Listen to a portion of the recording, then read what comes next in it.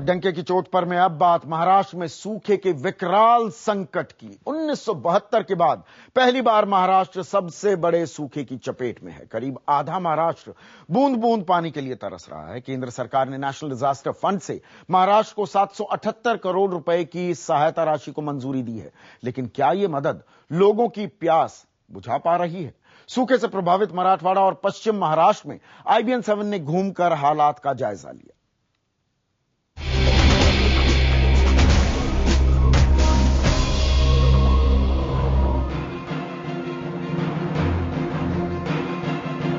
महाराष्ट्र एक ऐसा राज्य जिसकी गिनती देश के सबसे धनी सूबों में होती है, जहां दिन रात जगमगाने वाली माया नगरी मुंबई है, जो अपनी चकाचौंध से लोगों को अपनी ओर खींचती है।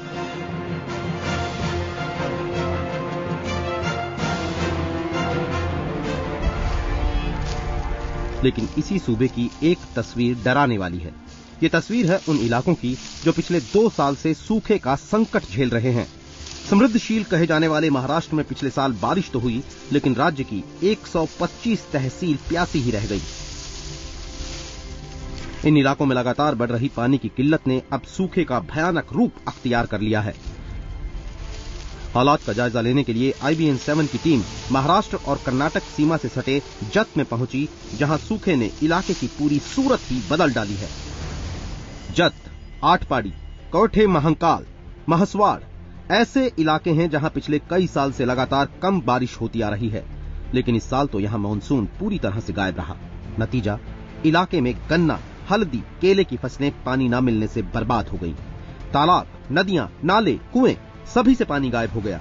पानी दिखा तो बस यहां के लोगों की आंखों में। पहले यहां 2 वक्त की रोटी न मिलने पर पानी पीकर काम चलाया जा सकता था, अब तो वो भी नसीब नहीं। इधर रोजगार हमी की काम नहीं चल रहा। जो डैम में थोड़ा बहुत पानी वो पीने के लिए स्टॉक रखे वाला है, इससे लाइट का जो कनेक्शन है वो कट कर देने वाला है। इस वास्ते हमको पीने को पानी और जानवर के चारे के लिए स्थलांतर करना पड़ता है। वहीं बीड जिले के आष्ठी तहसील में पानी न मिलने से करीब 9000 हेक्टेयर से ज्यादा जमीन बंजर हो गई। बीड जिले में खेती के साथ साथ दूध का उत्पादन बड़े पैमाने पर होता है, लेकिन जिस जमीन पर फसल ही पैदा नहीं हो रही, वहां चारा कहां से पैदा होगा? इसलिए दूध उत्पादन भी घट चुका है। यहाँ लोग एक एक बूंद पानी बचाने की जुगत में लगे हैं।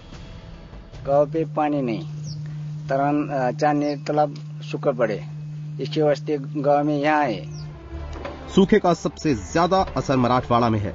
इसी मराठवाड़ा में माढ़ा इलाका है, जो कि महाराष्ट्र के सबसे प्रभावशाली नेता और केंद्रीय कृषि मंत्री शरद पवार का चुनाव क्षेत्र है।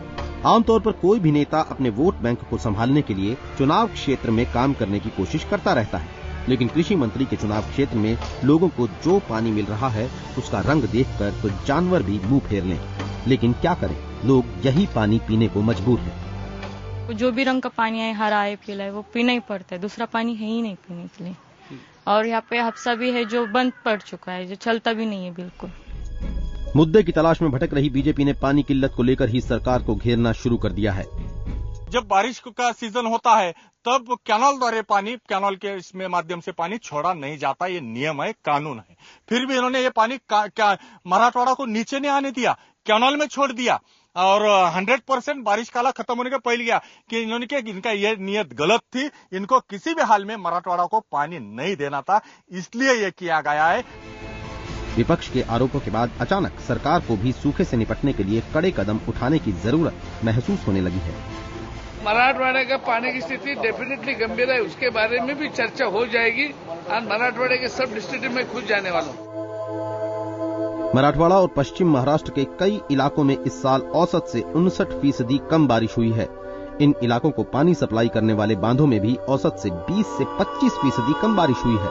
पानी की किल्लत इस कदर बढ़ी है कि खुद मुख्यमंत्री 3.5 लाख की आबादी वाले जालना शहर को ही दूसरी जगह बसाने की बात करने लगे हैं। पानी किल्लत के विषय को विपक्षी दलों ने राजनीतिक मुद्दा बनाना शुरू कर दिया है, जिस वजह से महाराष्ट्र में इस वक्त आम आदमी को पानी किल्लत की और सत्ताधारी पार्टियों के नेताओं को अपने राजनीतिक भविष्य की चिंता सताने लगी है। कैमरामैन सचिन पेडनेकर के साथ श्रीरंग खरे, माढ़ा, IBN 7।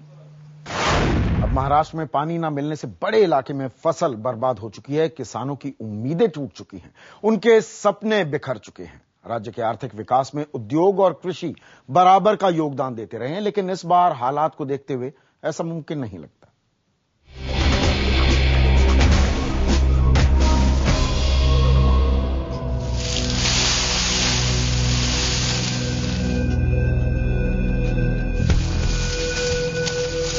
महाराष्ट्र में जारी पानी संकट का सबसे ज्यादा असर यहां के किसानों पर है।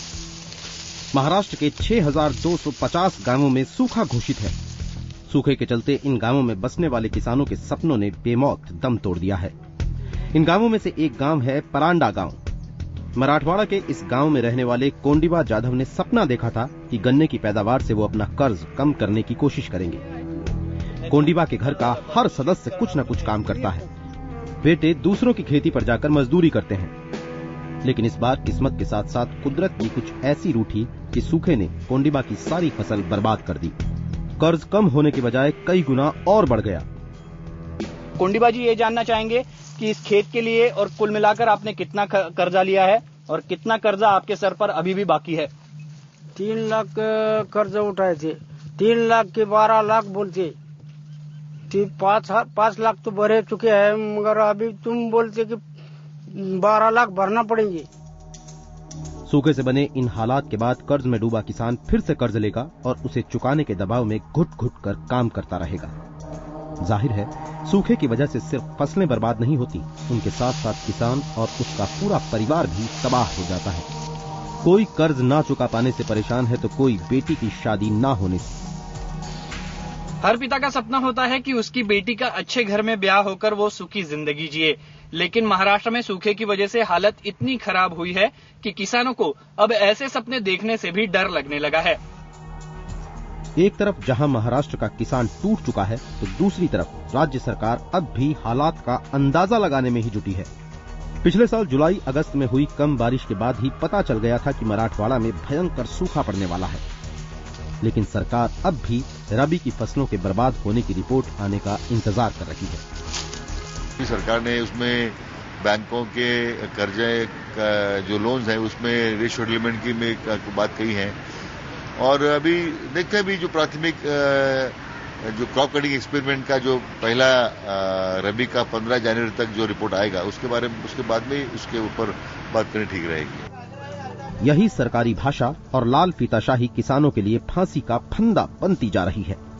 मॉनसून की बेरुखी के बाद अगर सरकार कारगर उपाय और योजना बनाने पर ध्यान देती तो शायद इन इलाकों में आज इतनी भयावह तस्वीर ना बनती। लेकिन सच तो ये है कि आधे से ज्यादा मंत्रिमंडल उप मुख्यमंत्री अजीत पवार के इस्तीफे के ड्रामे में और बाद में सिंचाई घोटाले पर श्वेत पत्र की राजनीति में उलझा रहा। वहीं कर्ज के बोझ तले दबा महाराष्ट्र का किसान तिल तिल रोज मर रहा है। श्रीरंग खरे, मुंबई, IBN 7। अब 1972 के बाद भले ही महाराष्ट्र में इस बार सबसे बड़ा सूखा पड़ा हो, लेकिन बाकी सालों में भी हालात अच्छे नहीं रहे हैं। राज्य में हर साल सूखे जैसे हालात बनते जाते हैं और जानकार इसके लिए कुदरत से नहीं बल्कि सरकार की नीतियों को ज्यादा जिम्मेदार मानते हैं।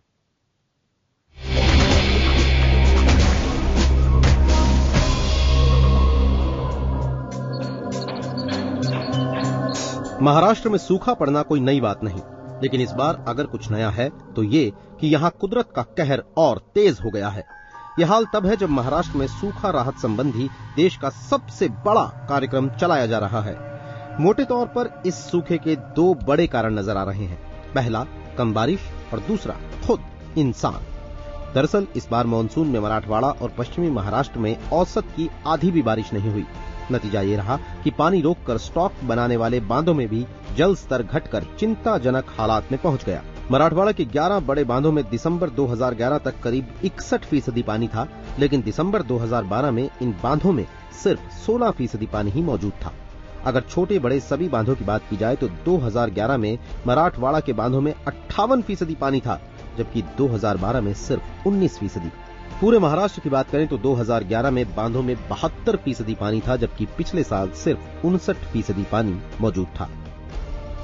सूखे के लिए जितनी कुदरत जिम्मेदार है उतना ही इंसान भी जिम्मेदार है। अपने फायदे के लिए किसानों ने पानी का बेतहाशा इस्तेमाल करना शुरू किया। नतीजा ये रहा कि जमीन भी खराब हुई और भूगर्भ में जलस्तर भी तेजी से घट गया। ये पानी के बेजा इस्तेमाल का ही नतीजा है कि पिछले कुछ सालों में भूगर्भ में जल स्तर 20 फीट से 200 फीट तक गिर गया है। जमीन में मौजूद पानी का एक बड़ा हिस्सा सिंचाई और पीने के लिए इस्तेमाल किया गया, लेकिन पानी दोबारा जमीन में कैसे जाएगा, इंसान इस सवाल को ही भूल गया। कम समय में ज्यादा से ज्यादा प्रकल्प पूरा करके अगर किसानों को पानी दिया जाता है तो अकाल की तीव्रता कम हो सकती है। इसलिए जो प्रोजेक्ट है वो जल्दी से जल्दी पूरे करने चाहिए, ऐसा मुझे लगता है। देश में कुल चीनी का 66% उत्पादन करने वाले महाराष्ट्र में गन्ने की फसल किसानों के लिए आय का सबसे बड़ा जरिया है, लेकिन गन्ने की फसल के लिए पानी ज्यादा लगता है। ऐसे में किसान मुनाफा कमाने के चक्कर में जायज नाजायज हर तरीके से खेती को पानी देता रहता है। खेती का ये रिवाज बदलने की कोशिश किसी राजनीतिक पार्टी ने नहीं की। वजह साफ है, सत्ताधारी हो या फिर विपक्षी दल, सभी पार्टियों की आर्थिक रीढ़ यहाँ की कोऑपरेटिव शुगर फैक्ट्रियां मानी जाती हैं। लेकिन ये स्थिति तो सालों साल महाराष्ट्र में मौजूद थी।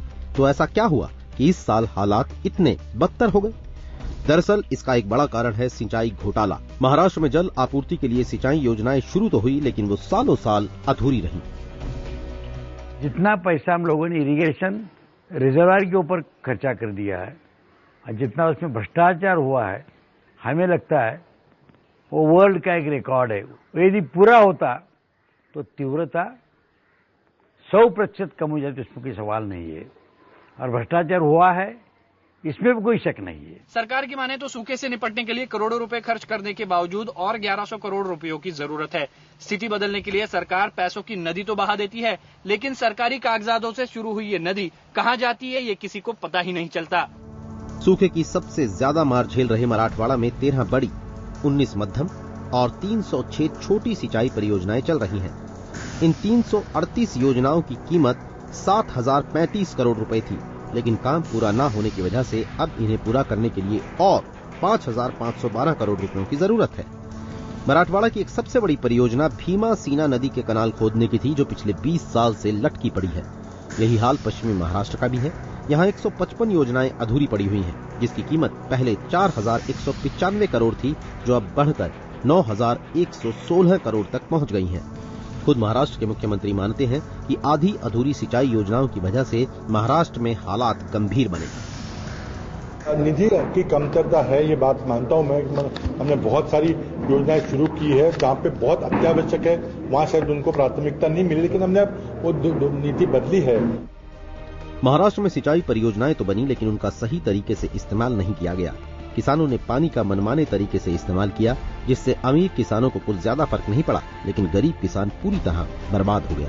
उद्योगों की बढ़ती संख्या के चलते खेती का पानी शहरों की तरफ मोड़ दिया गया, जिसका नतीजा सामने है। आज महाराष्ट्र का आधे से ज्यादा हिस्सा सूखे की चपेट में है। श्रीरंग खरे, Mumbai, IBN 7।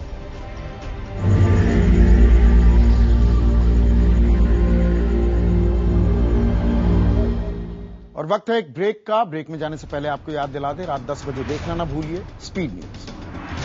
Speed news 15 minute 50 खबरें, सुबह 8:30, शाम 7 और रात 10 बजे।